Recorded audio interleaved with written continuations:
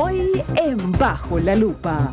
En las últimas semanas, en Asunción y Central, la ocupación de camas de terapia intensiva llegaron al tope.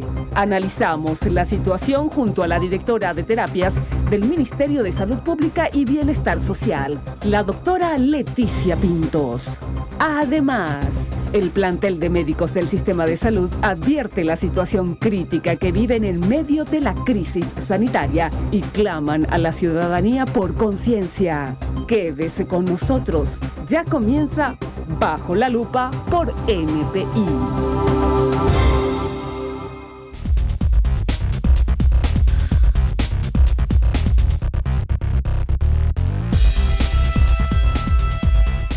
Noche de domingo, noche para estar conectados como cada semana a través de NPI, Noticias Paraguay. Ustedes saben que en coincidencia con el novenario de la Virgen de Cacupé, que a propósito concluyó hoy, terminó hoy, hace un ratito nada más.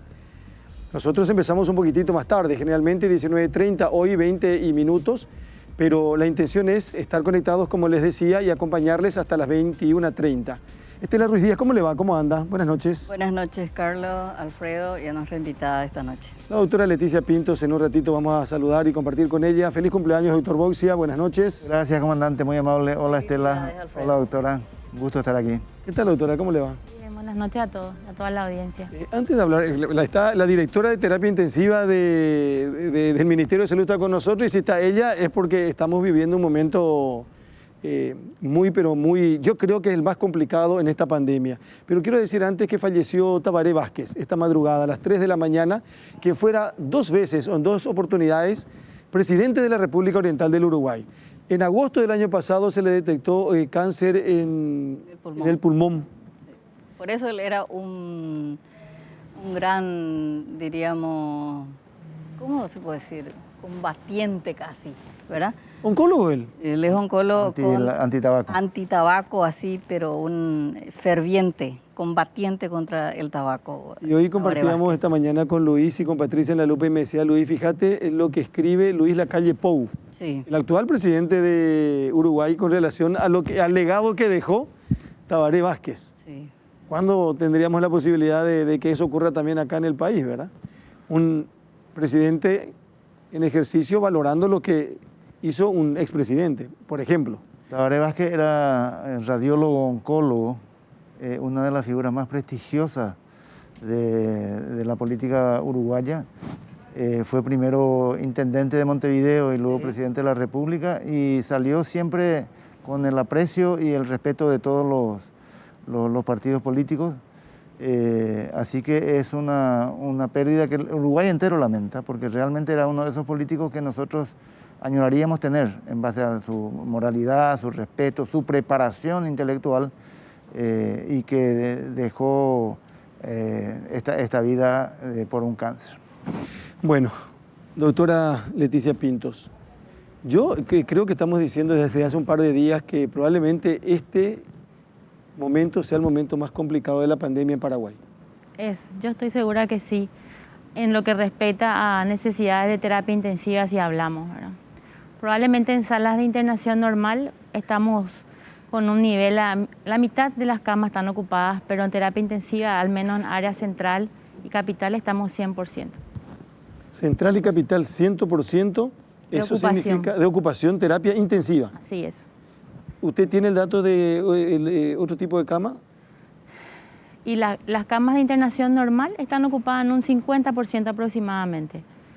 ¿Pero bajó entonces? Y la verdad es que esos números yo no los manejo muy bien. Pero sí, terapia intensiva, sí, categóricamente, sí, ¿verdad?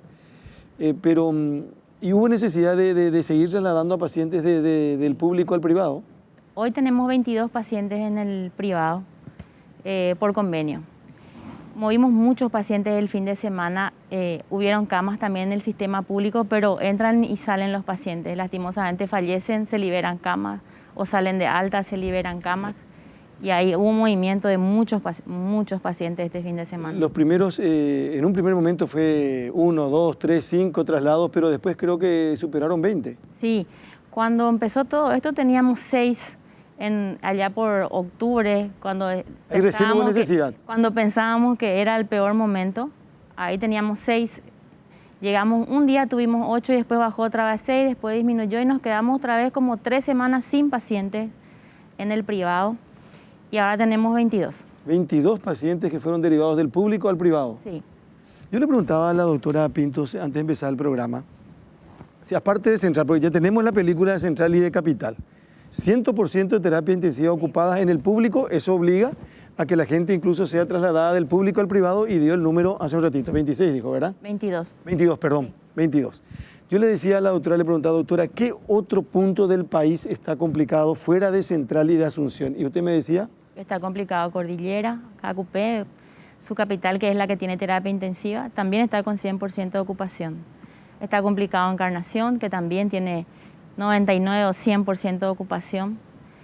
Y en realidad, si hablamos en el área interior, Alto Paraná es la que está un poco más calmada.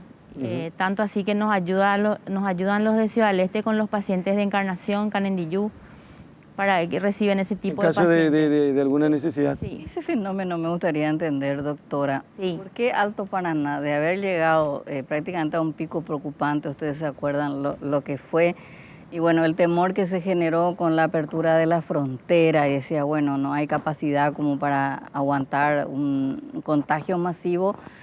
Y estábamos en Alto Paraná, la semana pasada nada más hablábamos con el doctor Pallaroles y nos decía, no, tenemos el 30% de ocupación de camas. Y nos hablaba eso de que pacientes de otro lado, de que no sea Alto Paraná, estaba yendo a Alto Paraná. ¿Qué sucedió en Alto Paraná? Yo creo que se enfermaron todos. Inmunidad de rebaño. Y ahora tenemos este tiempo de calma, digamos. Pero no sabemos lo que va a venir más adelante con el relajamiento que hay. Esa es otra realidad. Doctora, explícanos un poco cómo es tu trabajo. O sea, ¿cuál es la función tuya en el ministerio? Y, a ver, mañana, por ejemplo, lunes, llegas temprano. ¿Y qué tenés? ¿Una especie de mapa así de todas las terapias públicas con su número de... me imagino yo, ¿verdad? ¿Cómo se comunica toda esa red? Nosotros trabajamos con la dirección en el CEME. Hay un sistema de referencia y contrarreferencia. Yo tengo una pizarra enorme donde está toda la lista de las terapias intensivas, su número de camas óptimos y su número de ocupación. Y ahí empieza la mañana llamando a todas las terapias intensivas a ver si va a tener pacientes de alta, si hubieron óbitos o si hay alguna posibilidad de recibir otro paciente. Si tienen algún problema, porque las terapias también de repente entra agua al sistema y se descomponen 2 o 3 equipos, baja el número de camas, tenemos que ver para solucionar eso. Y bueno, ese es el día a día. Aparte de gestionar el sistema de camas, recibir los pedidos que hay de los diferentes lugares, tanto público como privado, porque tenemos muchos pedidos de pacientes que están en el privado. ¿Se centraliza contigo? La mayoría se centraliza conmigo. Somos 2 personas. Hay un coordinador que me está ayudando bastante, porque no es fácil recibir todas las llamadas todos los días. Entonces, el tema es que no podemos diversificar demasiado, porque tenemos que tener en cuenta los criterios de que necesitan los pacientes para terapia intensiva. Entonces tenemos que ver si es COVID, si es no COVID, porque también tenemos un convenio no COVID, que donde hay muchísimos pacientes también, el resto se sigue enfermando igual. Estamos en diciembre, la época de los infartos, tuvimos varios traslados de pacientes con infarto este fin de semana, entonces ese es el movimiento del día a día. Doctora, me quedo pensando en esto.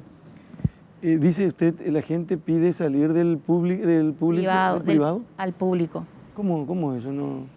Y hay muchos pacientes que están, por ejemplo, en un sanatorio privado internados en terapia o hasta en sala normal. Pero se fue por su cuenta. Por su cuenta o porque fue asegurado. Perdón, vamos a suponer de que una persona empieza a sentir, tiene síntomas, se siente mal, tiene un seguro y me dice, me voy a internar a un privado. Sí. Cuando va al privado, va camino se está notando que en vez de mejorar está complicado y es posible que necesite una terapia. Sí. Y es ahí donde vos querés salir porque vos ya sabés lo que te viene y los familiares saben lo que te viene si es que continúa o si entras en terapia y continúa por el tema costo, ¿verdad? Sí. Pero si salud pública no interviene, ¿cómo es eso? Porque son ustedes los que manejan del privado del público al privado. Sí. Pero también del privado al público. Así mismo. Hay muchos casos que logramos sacar del privado y llevar a un hospital público. Por ejemplo, si yo tengo seguro, Es toda una dinámica porque se habla con la familia, hay un servicio social también que está trabajando arduamente, donde se ve las condiciones. Hay muchos pacientes que tienen seguro, pero su seguro no les cubre terapia intensiva. Entonces, tenían 24 horas, 48 horas para aguantar en un sistema privado. Y ahí empieza la búsqueda de camas en el sector público. Y nosotros le damos prioridad a esos pacientes porque al final todos merecemos la atención, ¿verdad? Entonces a veces se complica. Los directores y los jefes de terapia de los hospitales públicos, a veces yo les llamo y es ¿a quién le querés trasladar? Es el típico de trasladar de pacientes que están en el privado al público. Y algunos se quieren trasladar no por cuestión monetaria, sino por cuestión de confianza. El sistema público generó una especie de confianza y que es totalmente valedero, ¿verdad? Sí. Entonces, uno sabe que si se va al INERAM tiene 35% de mortalidad, todos se quieren ir al INERAM si se enferman. Yo le decía al Hospital Nacional. Al doctor Fusilo el domingo pasado, que a mí me da la sensación de que con esta pandemia la salud pública recuperó la confianza de la gente. O sea, la gente ahora se quiere ir al hospital público y eso antes no se había dado. Antes la gente hacía lo imposible por tener un seguro privado para no irse al público y sin embargo ahora la gente quiere irse al hospital público. Siempre me discuto con las personas, dicen los hospitales son horribles y le digo, vayan a los hospitales y conozcan de verdad. No sé cómo eran hace 20 años atrás, pero sé cómo son ahora y sé las personas que trabajan en los hospitales. Esa es la gran diferencia también. Entonces, uno ve... Vos te vas a un hospital y te atiende un especialista, vos te vas a un sanatorio y te atiende un residente tal vez. La experiencia es... Así mismo. La experiencia no tiene precio. Y no es lo mismo tratar 20 pacientes con una enfermedad que tratar 200 pacientes con la misma enfermedad. Entonces tu visión, tu objetivo es totalmente distinto y tu forma de tratar también. Claro. Por eso es que tienen tan buen resultado. Es muy importante lo que Estela dice, el público recuperó. Confianza. Yo creo que los médicos y los profesionales se ganaron respeto también, pero con gestión y con un trabajo hasta, no sé si impecable es el término, pero podemos citar desde el doctor, en el INERAM nomás. La entrega. Felipe González, Carlos Morínigo, Bataglia, Luis Carlos Báez. Me estoy olvidando de muchísimos médicos posiblemente, ¿verdad? Y estoy hablando del INERAM nomás. El doctor Alberto Ortiz también. El doctor, el terapista. Sí. Pero 5 tenemos ahí, doctora. Después podemos mencionar IPS en Gaby, podemos mencionar la doctora Yolanda en Itagua. El Nacional tiene un equipo excelente de trabajo. Y en realidad, Carlos, los médicos son los mismos. O sea, el equipo fuerte que trabaja. Nosotros intentamos que se queden todo un grupo en el Nacional, todo un grupo en el INERAM, pero es difícil. Entonces hay médicos que prefieren luego trabajar en 2 lugares al mismo tiempo porque el ambiente suele ser un poco diferente. Entonces, las personas que trabajan en los hospitales son las mismas. Y acá ya dije, por citar nombres, me olvidé del doctor Fusilo. No me puedo olvidar del doctor Fusilo, ¿verdad? Tienes mucha razón, Carlos. Yo creo que, por suerte, tocó un grupo de médicos, una generación de médicos y médicas, muy sobrio, además. Sobrio en su encare con los pacientes, con las entrevistas, con la manera de expresarse para contar qué estaba pasando y qué necesitaban. Sí, realmente me parece excelente que el grupo de médicos que está y que ojalá siga estando al frente de las terapias y los cuadros de urgencias de los hospitales públicos, manejaron con una sobriedad sobre todo, me parece que muy importante. Y eso les hizo ganar el respeto. Este va a ser uno de los legados más importantes, lo que vos decías, Estela, que va a dejar esta pandemia. Por primera vez yo veo gente que teniendo posibilidades y medios para ir a un sanatorio, prefiere ir a un hospital público. ¿Qué es lo que pasa en el mundo civilizado? Claro. Los grandes hospitales son hospitales públicos y ahí se va la gente pudiente y no pudiente, ¿verdad? Así mismo. Bueno, estamos avanzando, me parece excelente que eso haya ocurrido. Y hay un trabajo de hormiga que normalmente no se ve, doctor. Se están haciendo semanas tras semanas capacitaciones, tanto para la gente que está en la urgencia, sobre todo, enfermería, médicos, y se están yendo a las ciudades.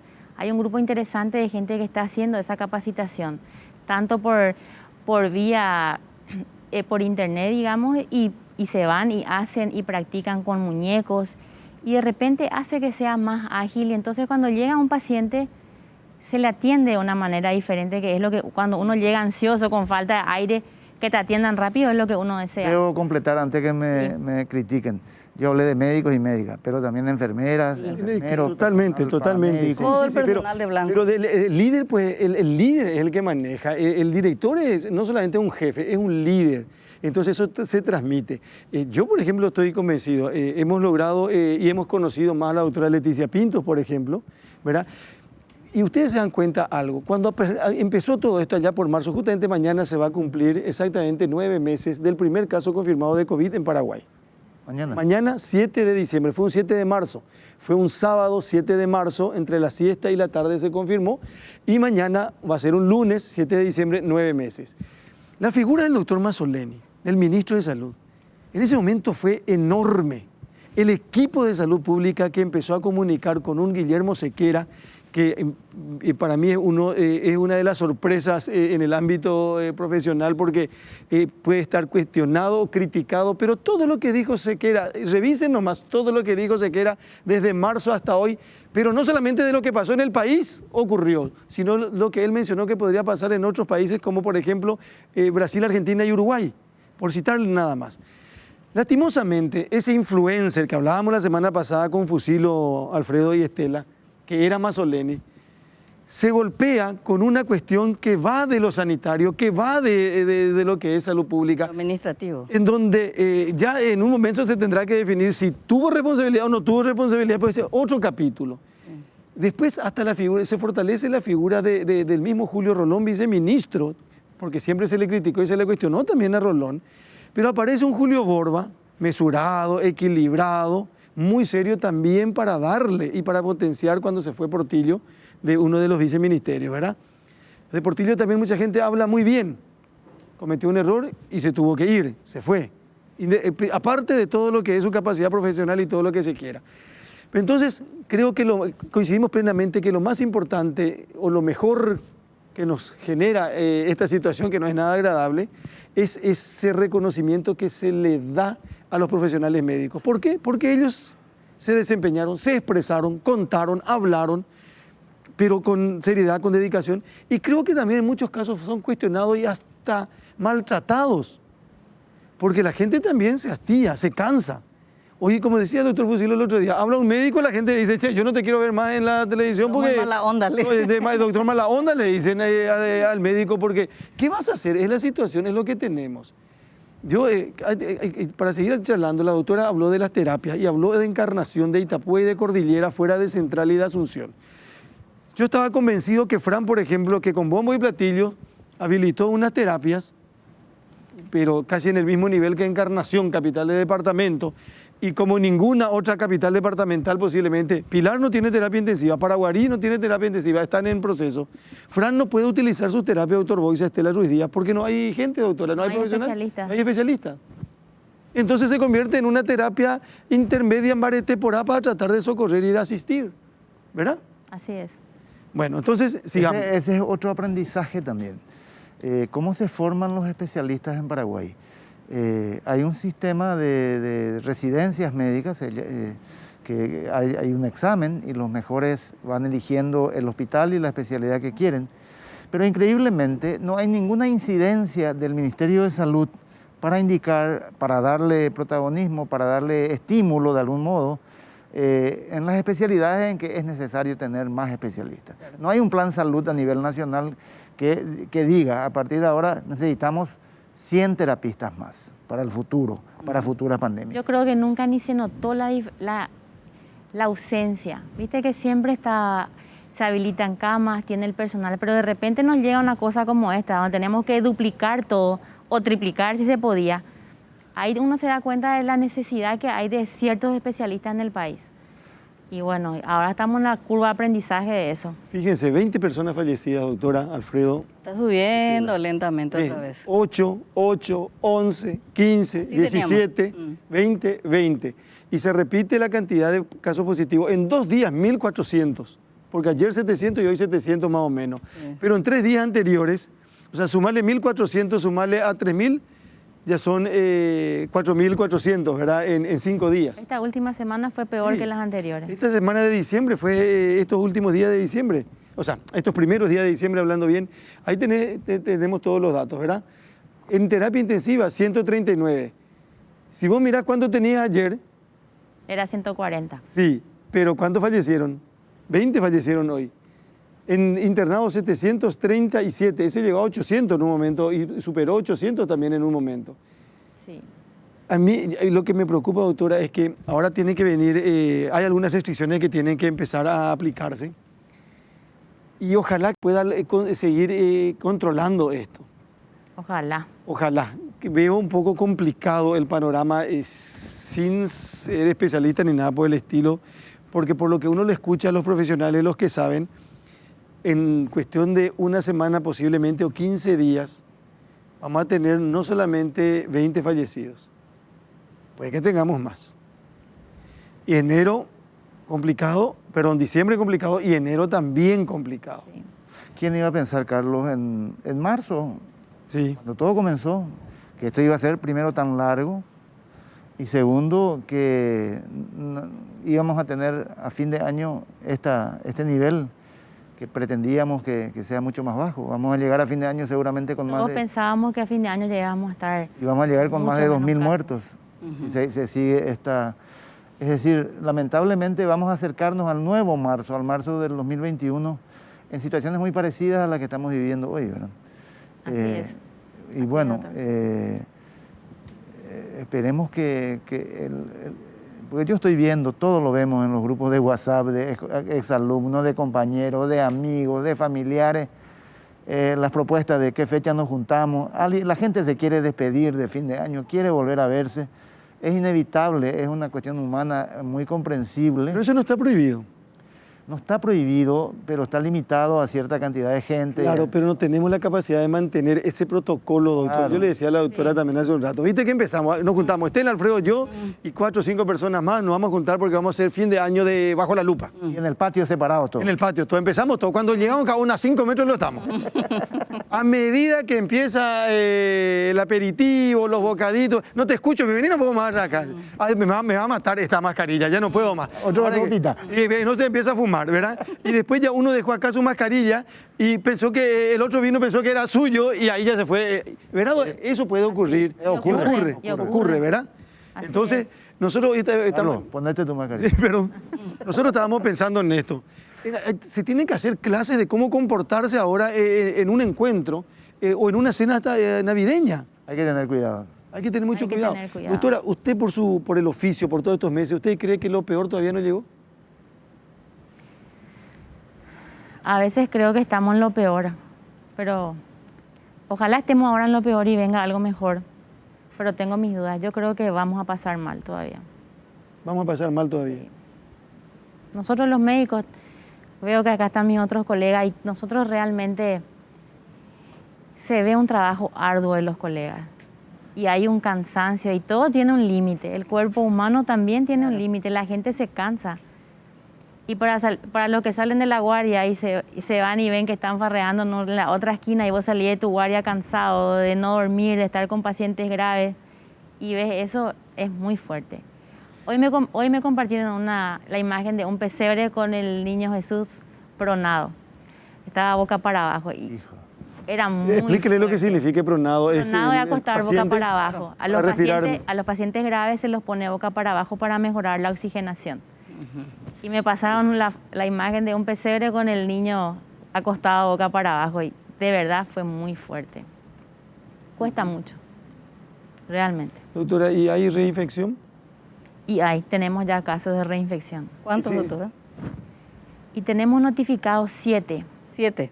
O sea, ¿qué significa Claro, eso? Que una persona tuvo, tuvo COVID. por ejemplo, en abril, Sí. y vos decís, pero se comprobó. Se hizo la Comprobado, prueba, todo. internado y todo por COVID. Pero es un profesional médico, son del ámbito médico, de salud, de blanco, o Tenemos hay gente, tres médicos 3 médicos. y el resto personal, gente normal, no ligada al personal de blanco. O sea, tuvo en abril, se le confirmó, pasaron 3 meses de, ¿cómo se dice eso? Inmunidad, Sí. ¿verdad? Sí. Y después puede tener otra vez. O sea, tenemos que pensar que si ya tuve el COVID, no es que ya estoy libre de la enfermedad. Pasa un tiempo y puedes tener otra vez. Y puede ser más intenso. Y los casos que vimos ahora fueron un poco más graves que el primero. Pero ¿cómo No están? digo que pueda ser así porque es todo muy nuevo. Pero no están en terapia estos No, no están en terapia, pero están internados que no estuvieron la primera vez. Doctora, la diferencia. En esta semana escuché algunas quejas de profesionales de las terapias del público, del sistema público, diciendo que los pacientes tenían que comprar drogas vinculadas a la sedación, a la respiración y demás. ¿Cómo está ese asunto? Porque eso sí es preocupante. Bueno, desde hace unos meses nosotros ya sabíamos que íbamos a tener problemas con ciertas drogas, porque las empresas no tienen más la materia prima para fabricarlas. Esto es un tema grande, importante. Entonces, la única forma que hayamos de mitigar eso es adquirir otro tipo de drogas con la misma función. Por eso que se compraron 2 drogas diferentes para tratar más o menos de compensar la falta, porque realmente los sedantes son los que están haciendo falta. Midazolam era que hablábamos, Carlos. Midazolam y atracurio, que son es un relajante muscular. ¿Es un problema presupuestario paraguayo o es una cuestión mundial inclusive? No es problema de, digamos, no es un problema de dinero. Es un problema que no hay para... Nosotros necesitamos 30.000 ampollas a la semana y la empresa te puede dar 4.000. Claro. Esa es su capacidad. Hay una especie, no sé si llamarlo todavía desabastecimiento, pero en cierta forma nosotros y eso hablábamos. Y el aumento masivo de pacientes que hay, tanto en las terapias públicas como en las privadas, todos compramos, digamos, de los mismos lugares la medicación. Fíjense que cuando hablábamos con la doctora Pintos, una tarde habló con Mina, nosotros hablamos con el doctor Borba al día siguiente, y hablamos con Luis Ávila, del grupo de farmacéuticos, y él nos decía, 42.000 ampollas se entregaron el 3 de diciembre, por ejemplo, 42.000 ampollas. Necesitan 250.000 ampollas para fabricar, se consiguió, dice, materia prima que conseguimos de Brasil para fabricar 250.000 ampollas, pero tarda 21 días en elaborarse. O sea que tenés que manejarte con esto y... Por eso es que se están usando drogas que normalmente no son para sedación, como el propofol, el tiopental, que de repente son para otras patologías, pero tienen el mismo efecto y se está usando eso. Y la medicina es un arte para que podamos lograr alcanzar ciertas cosas, pero de verdad hay días que uno le da la receta al familiar cuando el paciente está muy inquieto y vos tenés que sedarle y relajarle, le das la receta y tampoco consiguen las farmacias porque ya no hay. Ese es un problema. Agradeciendo a la doctora, yo debo decir lo siguiente. Yo sé que es domingo de noche, yo sé que mucha gente estará en cualquier cosa en este momento. Ustedes saben que empezó este fin de semana que se va a extender posiblemente hasta el martes a la noche. Mañana mucha gente no va a trabajar, va a ser puente, lo que se quiera. Salió el viernes y va a volver el martes, pero tenemos el compromiso y la obligación, y yo valoro mucho, doctora, que esta noche domingo usted venga y se siente acá con nosotros, porque particularmente por lo que escucho, por lo que veo, por lo que siento, este es el peor momento de la pandemia. Y si en otro momento hemos convocado a la doctora Pinto y a otros profesionales médicos, creo que este es el momento oportuno y necesario para que paremos un poquitito. Todos queremos compartir, todos nos queremos juntar, todos queremos farrear, como se dice, pero lo tenemos que hacer con algún tipo por lo menos la mínima responsabilidad, y no tenemos que tener vergüenza entre amigos, entre compañeros, y mucho menos en familia, decir, poné tu mascarilla ahora porque va a venir fulano, porque eso no es una mala educación, sino que es un respeto mismo a la persona que va a venir a incorporarse a ese encuentro que podés tener. Entonces, el compartir el vaso, el compartir el utensilio, el tenedor, la cuchara, todo eso uno no se da cuenta, pero son, parece, pequeñas cosas. Por eso hablábamos con Jenny hoy y creo e insisto en la necesidad, porque si no nos escuchan esta noche, puede que el programa se repite mañana a la madrugada. Nosotros vamos a repetir mañana a la mañana en la radio lo que ustedes nos están diciendo, y por eso hemos molestado también a los directores, a los doctores que están en Morínigo, Oviedo y la doctora Yolanda, para que vengan esta noche también y desde su función y desde su gestión nos sigan haciendo entender de que esto es necesario. Yo no sé en qué momento esto no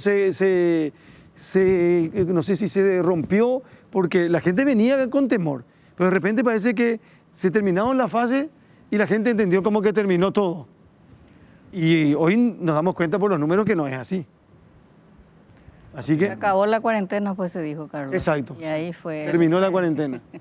Bueno, doctora, le dejamos, le liberamos, el doctor le decía a usted mañana cuando aparece en la oficina, yo creo que la doctora no duerme luego, o sea, esta noche... Sí, porque, para repetir nada más, terapia intensiva en Central y Capital público no dispone hoy. No. No dispone. Estos 22 pacientes que fueron trasladados de público a privado, ¿en cuánto tiempo fue? Y en una semana. En una semana. En una semana. En una semana tuvieron que derivar 22 pacientes. Y más o menos en una semana murieron 100 personas también. También. Posiblemente. ¿Puedo hacerle hay tiempo para una preguntita, Pero, doctora? claro. En lo que hablábamos en la pausa, antes de comenzar el programa, que me llamó la atención. Sos médica de la promoción 2004, dije. Sí. Y que te recibiste en Bolivia. Me recibí en Bolivia, en Sucre. Eso fue una beca de Había un convenio ¿De antes convenio? de gobierno a gobierno.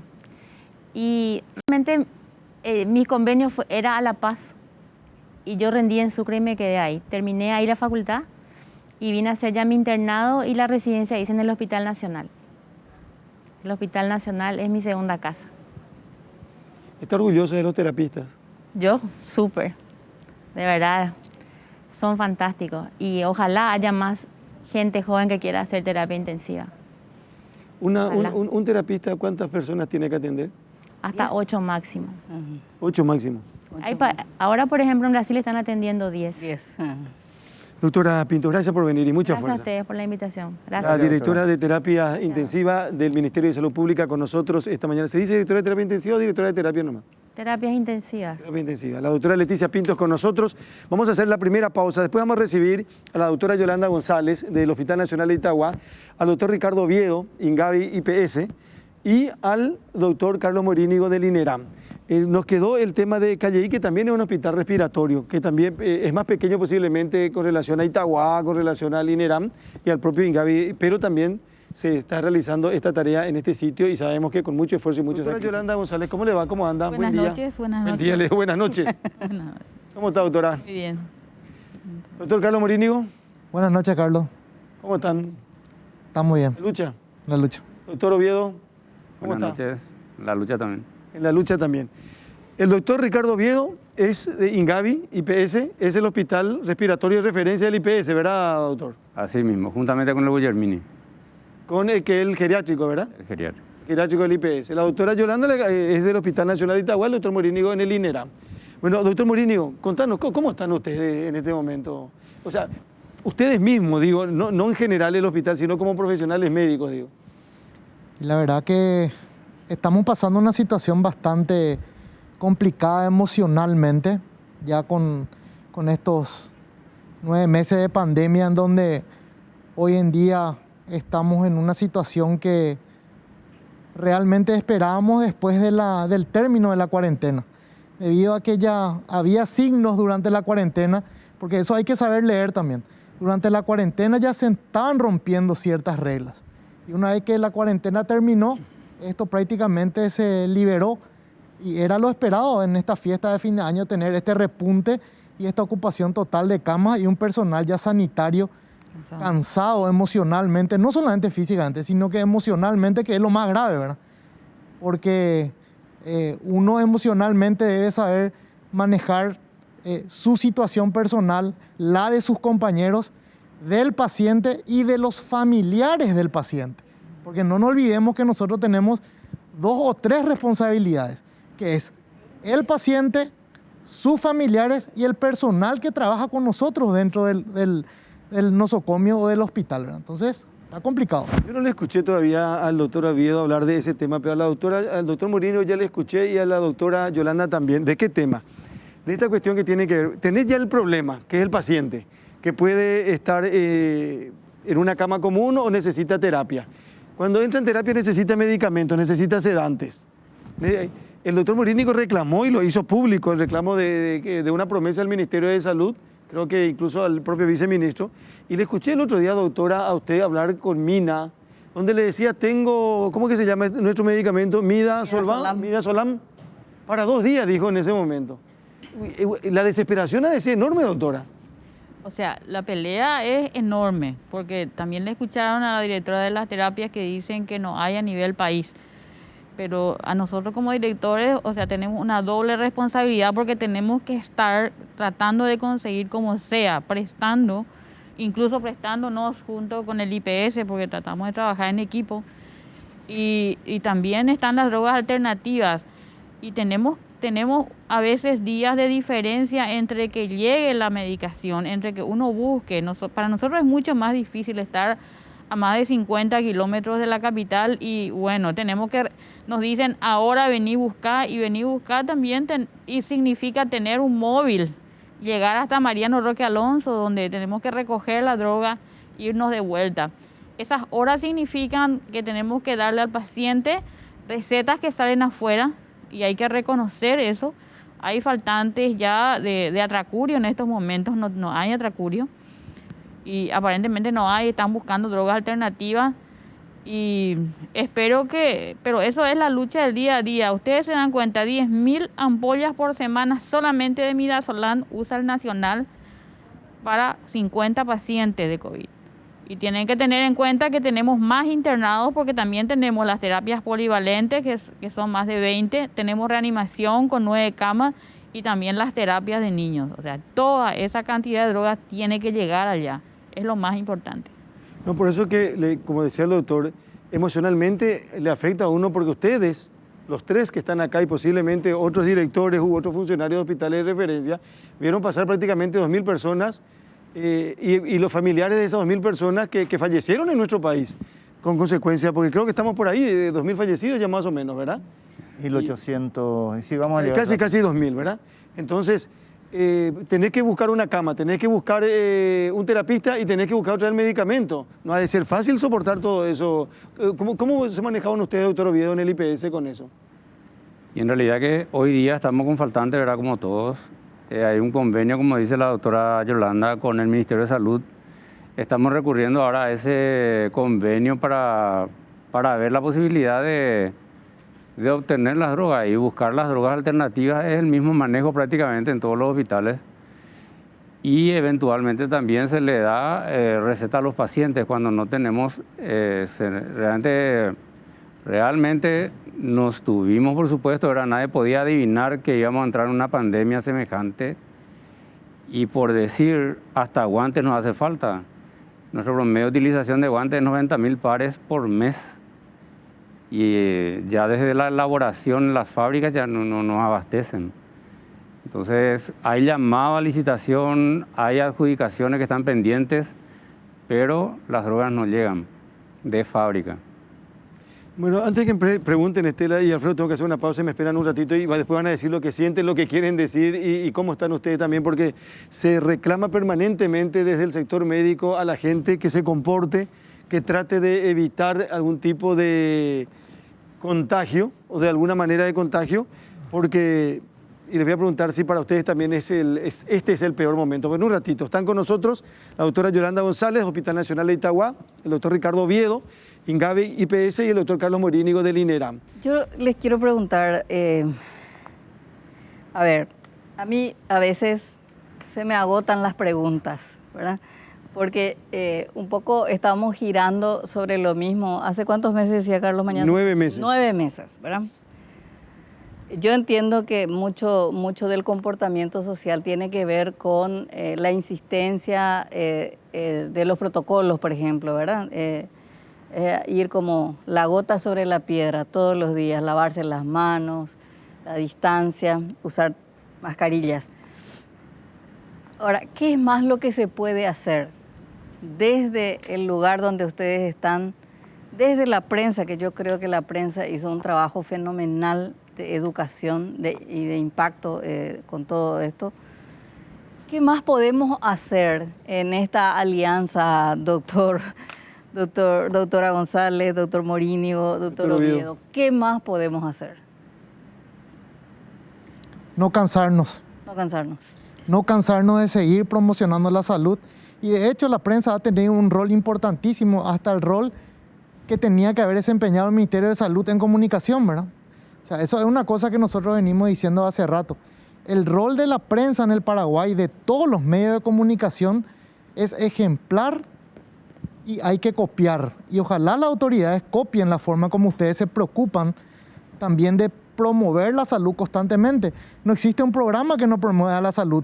Y yo les pregunto a ustedes si existe un convenio con el MITIC, que es un ministerio de comunicaciones que tiene un presupuesto que debe encargarse las 24 horas de hacer gotear la gota en la roca hasta que entre en la cabeza de los paraguayos. Este es el momento de no cansarnos, señora Estela. Este es el momento en que tenemos que ser más fuertes que nunca y promocionar la salud desde que amanece hasta que anochece. Si lo hicimos cuando comenzaba la pandemia, ahora con más razón, doctor. Totalmente. Este es el peor momento. Este es el peor momento. Y quizás, sin ser fatalistas y hay que ser realistas, probablemente fin de año vamos a tener peor escenario. ¿Qué significa peor escenario? A ver. Y que los casos van a ir aumentando progresivamente. Casos y ojalá que las muertes no, ¿verdad? Para eso estamos nosotros. Nosotros necesitamos que la gente se cuide y nosotros apostamos a la vida y luchamos por preservar la vida. Pero necesitamos también las herramientas para luchar. Alfredo. Yo solo, permiso, lo más leer un poco, manteniendo la misma pregunta. Solo leerlo, estoy desesperado, la doctora Yolanda, todos los días. Enojada a veces, doctora. Es que el vivir día a día es diferente, como dice el doctor Morínigo. Nosotros estamos allí en el campo de batalla, junto a mis compañeros. Él más que yo, probablemente en la asistencia, yo estoy ahí dirigiendo, porque también no vamos a decir que todo el personal de salud, el trabajo en equipo es fundamental. Es fundamental el trabajo en equipo y el darnos fuerza mutuamente, porque es una desazón terrible ver gente joven muriéndose por no haberse cuidado. Ver ahora mismo un hijo está internado, su mamá está internada, el hijo está en terapia, su mamá estaba a punto de entrar también. Son cosas que no sé cómo no le llega a la gente y me desespera.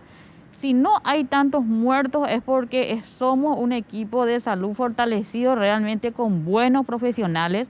Le estaba comentando eso al doctor Morínigo, no hay altas, le dije al doctor Oviedo, nosotros no tuvimos un solo muerto en estos días y el nacional se llena, ¿verdad?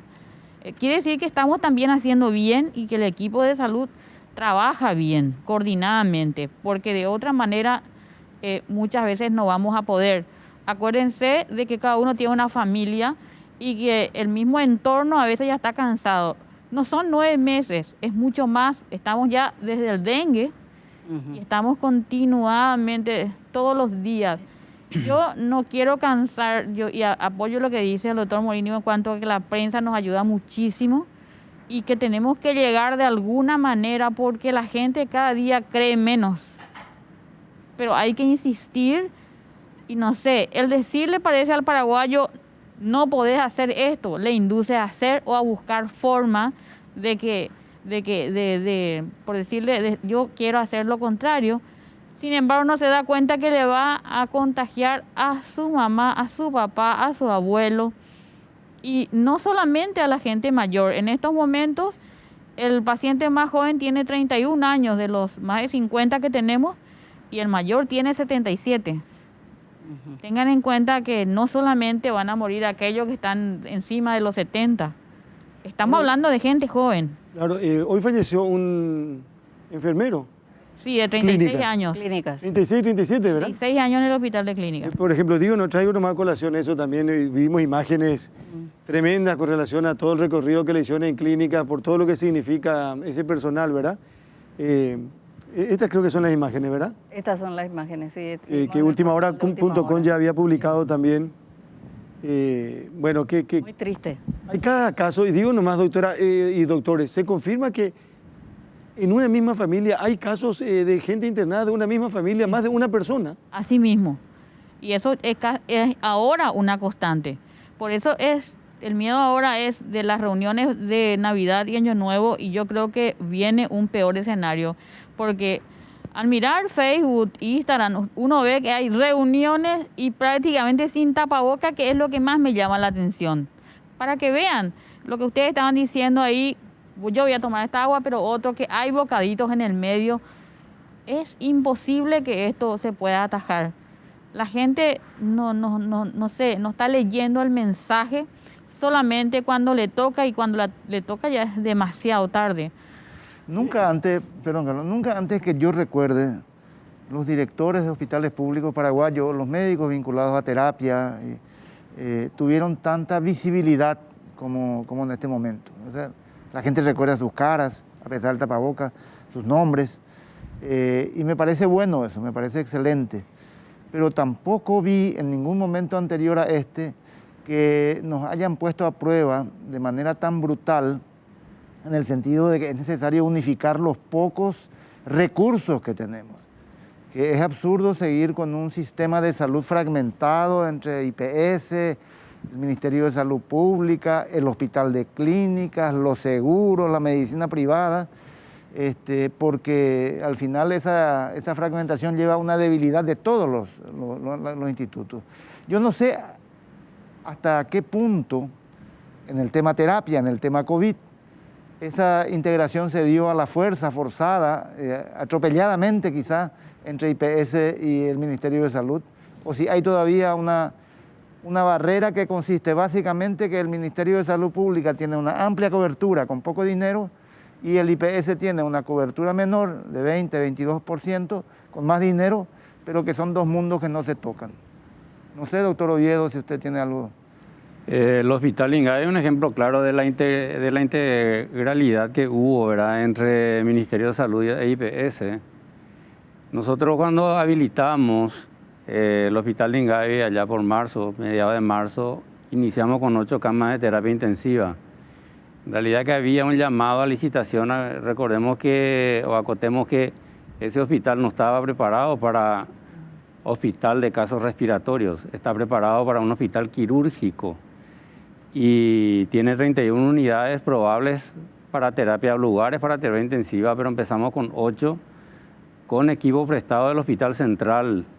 Se habían hecho las licitaciones, pero aún no llegaban a adjudicarse esas licitaciones en ese entonces. Y arrancamos con esas 8 camas casi hasta junio. Fue cuando realmente digamos que presentamos a través de nuestras autoridades nuestra necesidad al Ministerio de Salud. Y hoy día contamos con apoyo de equipamiento, respiradores y monitores del Ministerio de Salud, y gracias a lo cual aumentamos a 20 camas. Hoy estamos a 20 camas y 12 de las cuales son del Ministerio de Salud.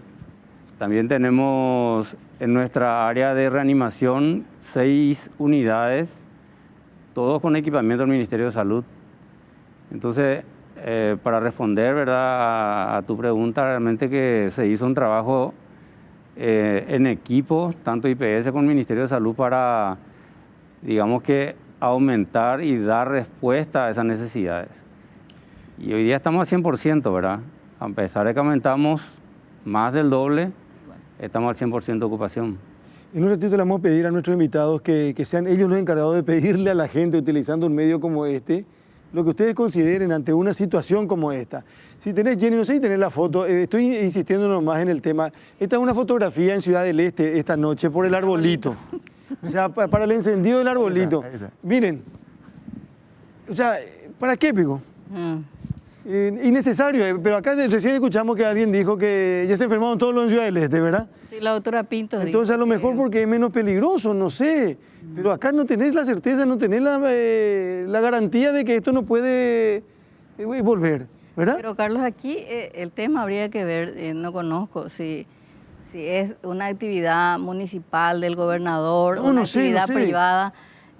Hay que responsabilizarle a esas personas, a la que convoca, a la persona que convoca a esto, ¿verdad? Porque en circunstancias de pandemia, y estamos viendo, nos están diciendo todos los médicos que diciembre es el peor mes y que esto va a empeorar, entonces uno no puede convocar. O sea, hay una mínima responsabilidad que hay que tener. Prende tu arbolito, todos vamos a ver después. Le estamos cerrando, le estamos restringiendo el horario a las bodegas. Sí. Y estamos permitiendo esto, por ejemplo. O sea, acá pues tiene que entrar ya... bueno. ¿No querés llegar a la Torre Eiffel? Un arbolito no madre. Bueno, de Rockefeller. Ya seguimos conectados en el país. Doctor Carlos Morínigo, si le tiene que decir una vez más algo a la gente, a esa gente que cree, que confía por una parte y va a escuchar una vez más, Por la gente que no cree o que dijo ya me cansé, estoy hastiado, ¿qué le tiene que decir el doctor Morínigo hoy, 6 de diciembre?